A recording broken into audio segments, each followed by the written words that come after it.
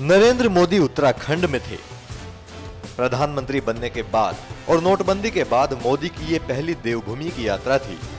4 धाम महामार्ग का शिलान्यास करने के बाद मोदी परिवर्तन रैली में थे। इस रैली में अपार जन सैलाब मोदी को सुनने के लिए आया था। फिर मोदी ने इस जन सैलाब से अपनी शिकायत की। आप ही इस शिकायत को सुनकर दंग रह जाइएगा। आज मेरे मन में आप लोगों के खिलाफ एक शिकायत करने की इच्छा है।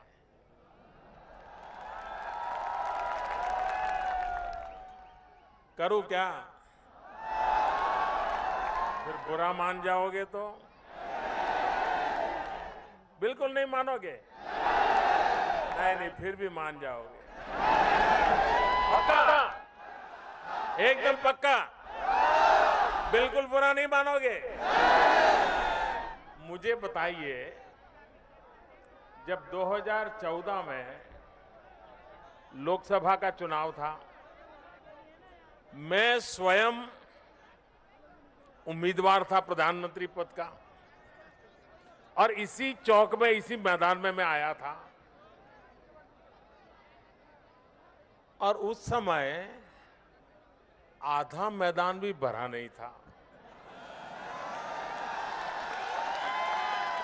आज क्या कारण है?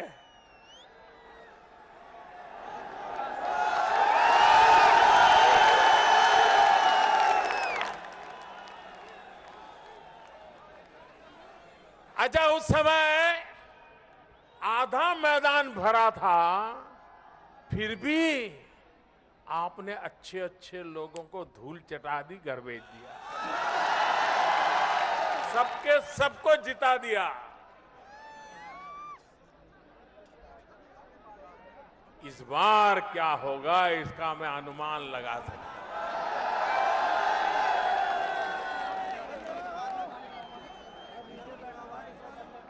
ये जन सैलाब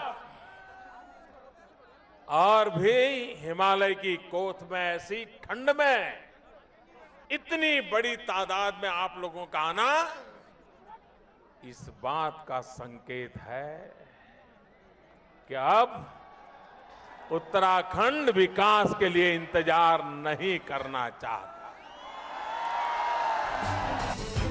मोदी ने इस मौके पर उत्तराखंड के लोगों को धन्यवाद भी दिया और प्रधानमंत्री नरेंद्र मोदी ने मंगलवार को उत्तराखंड में एक रैली को संबोधित करते हुए केंद्रीय सड़क परिवहन, राजमार्ग व जहाजरानी मंत्री नितिन गडकरी को आधुनिक श्रवण कुमार का दर्जा दे दिया। भाइयों बहनों, आज यहां जिस प्रकल्प का शिलान्यास हुआ है, उत्तराखंड के लोगों को तो खुशी होना बहुत स्वाभाविक है, लेकिन आज ये शिलान्यास उन हजारों लोगों को श्रद्धांजलि है जो केदारनाथ के हादसे में हिंदुस्तान के हर कोने से किसी ने अपनी जिंदगी गंवा दी थी। ये योजना देश के हर कोने से उस भयंकर हादसे में जो लोग मारे गए थे उनको एक प्रकार से तर्पण है, श्रद्धांजलि है। भाइयों बहनों, ये 4 धाम यात्रा के लिए उत्तम मार्ग,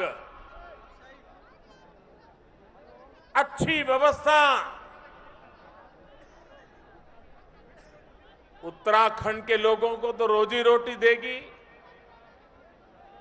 उत्तराखंड के विकास के लिए चारों दिशाओं में नए अवसर प्रदान करेगी, लेकिन ये शिलान्यास हर हिंदुस्तानी के मन को वो संतोष देने वाला अवसर है जिसके हृदय में कभी न कभी मां गंगा के तट पे आना है, हरिद्वार ऋषिकेश जाना है, बद्रीनाथ, केदारनाथ, गंगोत्री, यमुनोत्री की यात्रा करने का जिसका सपना है, बूढ़े मां बाप को लेकर के आना चाहता है, आप कल्पना कर सकते हो आज का ये प्रकल्प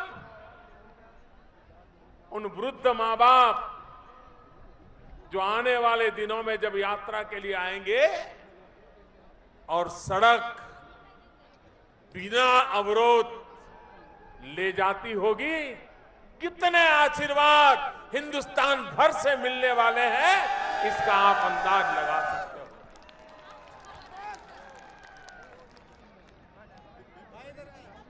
जब बद्रीनाथ केदारनाथ की यात्रा पे कोई आता है, जब निकलता है तो 2-3 दिन बीच में खाली रखता है। उसको वो टूर के ऑर्गेनाइजर के बताया था कि देखो भाई, वापिस आने का टाइम टेबल पक्का नहीं रहेगा। क्यों? बोले पूरी यात्रा के दरमियान कहीं तो कहीं लैंडस्लाइड हुआ होगा, 1-2 दिन रास्ते पर रुकना पड़ेगा, तब जाकर के मुश्किल से यात्रा हो पाएगी। भाइयों बहनों, अनिश्चितता के माहौल में यात्रालु का मन, यात्री का मन परमात्मा में लीन होना चाहिए। जिस मकसद से आया है, हर चिंता से मुक्त होना चाहिए। लेकिन यहां तो उसको चिंता रहती है कि अगले मुकाम पर पहुंच पाएंगे कि कहीं लैंडस्लाइड हो जाएगी, कहीं ट्रैफिक जाम हो गया होगा, एक आध गाड़ी ब्रेकडाउन पड़ी होगी, तो हम आगे निकल पाएंगे कि नहीं निकल पाएंगे। इतनी कठिनाइयों के बीच आज हमारी यात्रा होती है। 125 करोड़ का देश, हर व्यक्ति के मन में अपने मां बाप को कभी न कभी बद्रीनाथ, केदारनाथ, गंगोत्री, यमुनोत्री के दर्शन कराने की इच्छा हो। लेकिन मेरे देश में ऐसी सरकारें आई कि 125 करोड़ देशवासियों की ये इच्छा पूरी करने के लिए भी आवश्यक सुविधाएं नहीं कर पाई। भाइयों बहनों, आपको लगता होगा कि मोदी जी आपने आते ही क्यों शुरू नहीं किया।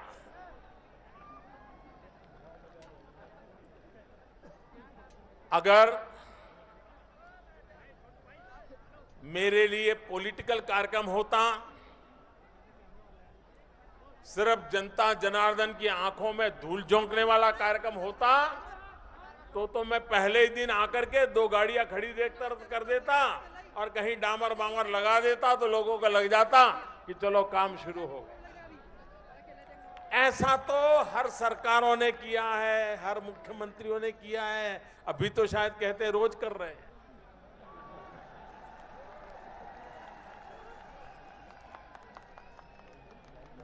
अब जनता, ये राजनेता समझ ले, वो जमाना चला गया। जनता है, सब कुछ जानती है।